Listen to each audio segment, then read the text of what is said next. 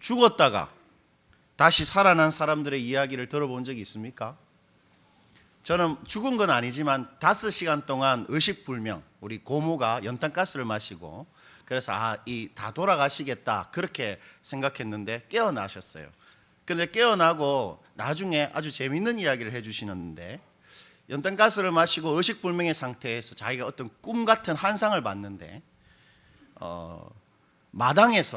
집 마당에서 탈을 쓴 사람들이 와서 춤을 막 추더래요. 탈춤을. 그런데 누가 이걸 딱 벗는데 돌아가신 할머니, 우리 고모의 친할머니가 딱 가발을 벗더니 우리 고모 보고 이리 오이라 이렇게 하더랍니다. 그래가지고 무서워가지고 고모가 너무 무서워가지고 다시 방으로 도망가려고 마당에서 뛰어가다가 어디에 딱 부딪혔는데 그래서 깨어났다는 겁니다. 안 그랬으면 죽었겠죠. 예. 근데 모르겠습니다. 그거는 그러니까 경상도 말로 망고 고모 생각일 수 있으니까. 여러분, 죽었다는 판정을 받은 사람이 다시 살아나는 과정에서 겪게 되는 체험을 보통 임사체험이다 그렇게 말을 합니다. 이 임사체험이라는 말은 1975년 미국의 심리학자인 레이먼드 무디가 삶의 뒤의 삶이라는 그 책을 출간했는데 세계적인 밀리언셀러가 되죠. 그때부터 이 임사체험이라는 말이 세간에 알려지기 시작했습니다.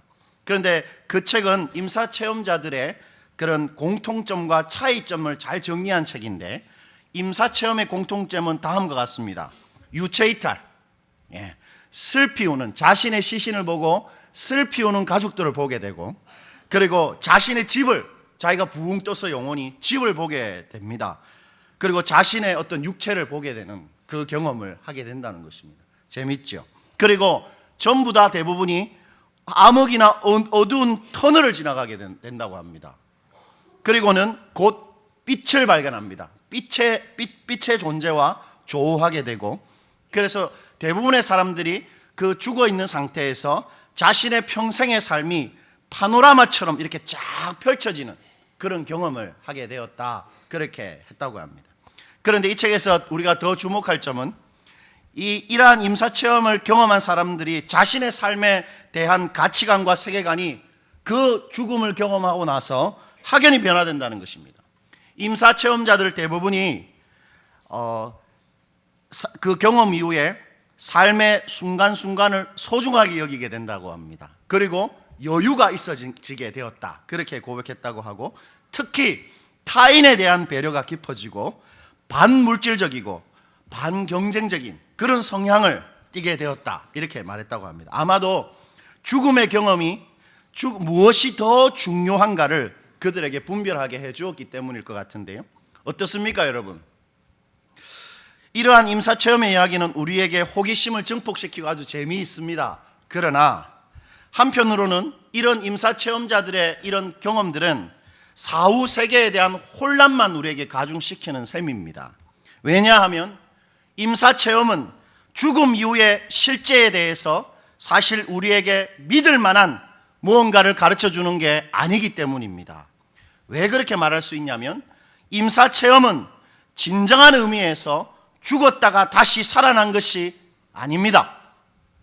여러분, 임사체험의 사례에 놀랍도록 반복되는 동일한 패턴이 있다 해도 그것을 진짜 죽음, 진짜 사망의 경험이라고 누구도 장담할 수가 없는 것입니다.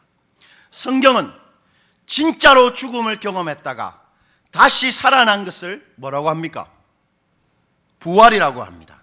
그리고 성경은 이 우주상에서 부활, 진짜 죽음을 경험하고 다시 살아난 사람이 딱 한 명 있었다 그렇게 말하는데, 그가 누구지요?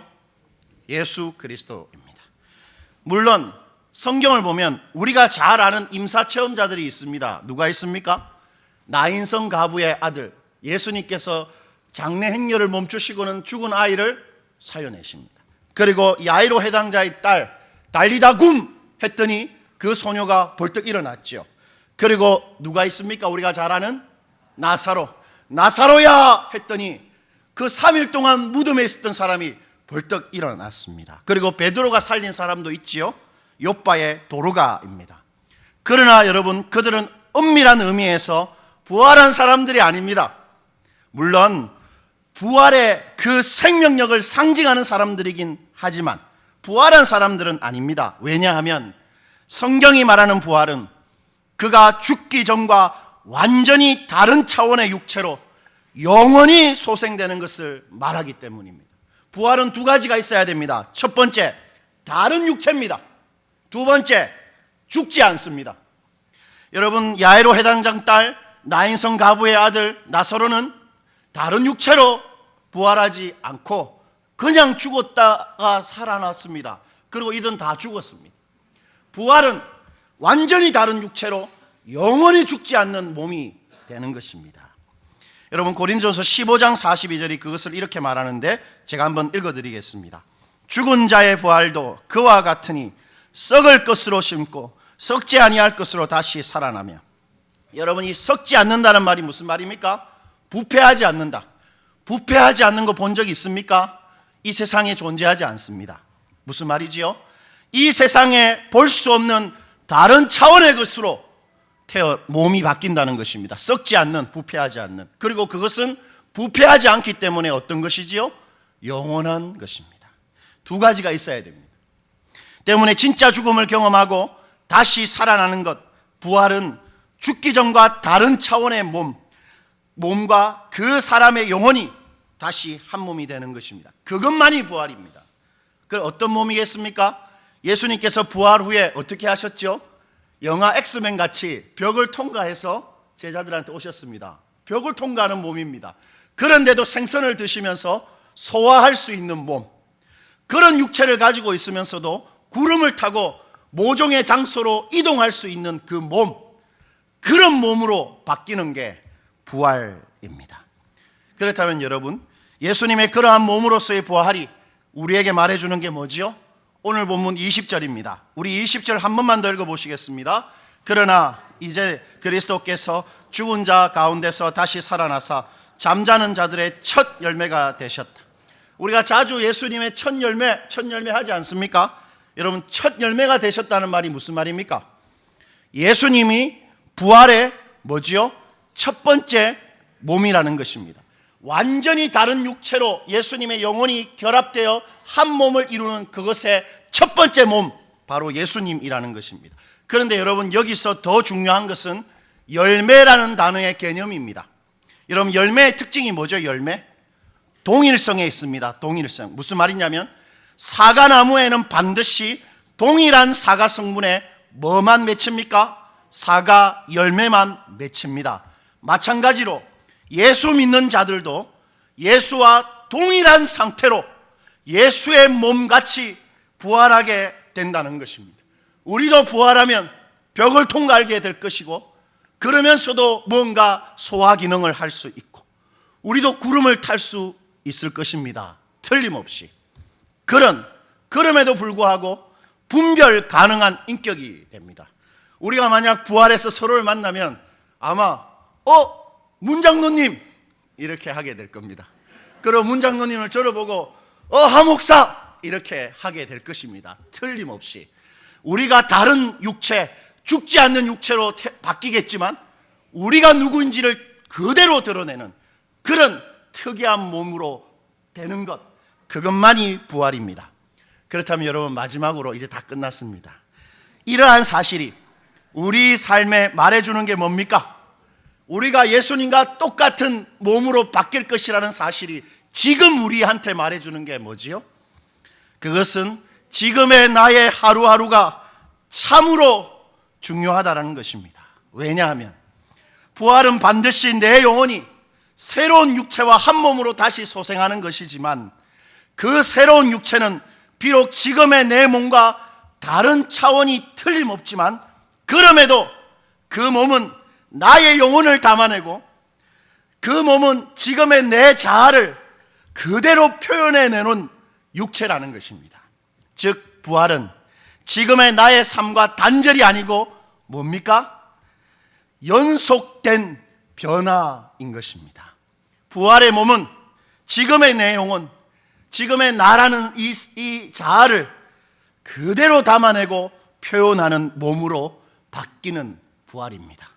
그러므로 우리는 지금의 나의 삶에 정말 충실해야 됩니다. 그냥 그렇게 살면 안 됩니다. 정말로 충성하면서 살아가야 됩니다. 내 영혼과 내 자아를 더 가꾸고 더 빚어가야 하는 것입니다. 왜 그래야 합니까? 죽어서 이 영혼이, 이 자아가 새로운 육체와 한 몸을 이루게 될 텐데, 그때 지금의 내 자아를 그 몸이 표현해낼 것이기 때문입니다. 그러므로 죽을 때까지 우리는 내 영혼, 내 자아를, 몸이 바뀔 것들을 기대하면서 가꾸어가고 소중하게 여기고 정말로 거룩하게 빚어가야 하는 것입니다. 그래서 사도 바울이 고린도전서 15장에 몸의 부활에 대해서 계속 말하다가 갑자기 결론부에 아주 이상한 이야기를 하고 마무리를 하는 것입니다. 그것이 바로 고린도전서 15장 58절입니다. 우리 이것 읽고 마무리하겠습니다. 고린도전서 15장 58절입니다. 그러므로 내 사랑하는 형제들아, 견실하며 흔들리지 말며 항상 주의 일에 더욱 힘쓰는 자들이 되라. 이는 너희 수고가 주 안에서 헛되지 않은 줄 알미라. 여러분, 여기서 더욱 힘쓰는 자가 되라 할 때 이 힘쓴다는 말은 이런 뜻입니다. 우리 쓰는 말로 오버하다, 과도하게 하다, 그리고 초과하다. 교회 일을 하시는 분들 중에 너무 자신의 삶을 안 돌보고 과도하게 하시는 분들이 있죠. 우리 새순교회는 없습니까? 예, 그런 거 말합니다. 과도하게 하는 것입니다. 항상 주의 일에 과도하게 힘을 써라. 그렇게 사도가 권면하고 있습니다. 무슨 말이냐면, 부활을 정말 믿고 사는 사람들은 이 땅에서 주님의 일을 언제나 과도하게 힘쓰고 항상 무리하게 주의 일을 힘쓰면서 사는 사람들입니다. 왜 그렇게 합니까? 그러한 과도한 주의를 위한 헌신과 열심이 절대 헛되지 않고 반드시 부활 후에도 영원한 결과를 만들어내기 때문입니다. 여러분이 지금 어떻게 살았는가? 부활 후에 그 결과가 나타날 것입니다. 참으로 그러합니다. 그러므로 사도가 마지막에 말하는 거죠. 절대 포기하지 말고 흔들리지 말고 끝까지 주의 일을 더 하는 사람으로 살아야 한다. 왜? 부활 후에 그 결과가 고스란히 그 육체에 담아질 것이기 때문이다. 그렇게 말하고 있는 것입니다. 제가 오늘 새벽에 부활 새벽이 있었지 않습니까? 그 새벽 4시 반에 이렇게 일어나서 오는데 짜증이 났어요. 야, 부활절 아침에 이렇게 피곤하면 되겠나? 이렇게 힘이 나야 되는데, 그러면서 야, 참 고달프다, 목사라는 직업이. 그런 생각을 했습니다. 그러면서 사실 짜증이 올라와서 옆에 가만히 서 계신 신대원 목사님한테 넋두리를 했습니다. 목사님, 제가 일이 너무 많습니다. 이렇게 넋두리를 했는데, 오늘 이 본문을 완전히 준비하면서 일이 많은 게 당연하구나. 일이 많은 게 고달픈 게 아니고 죽을 때까지 더 힘써야 되는구나. 왜요?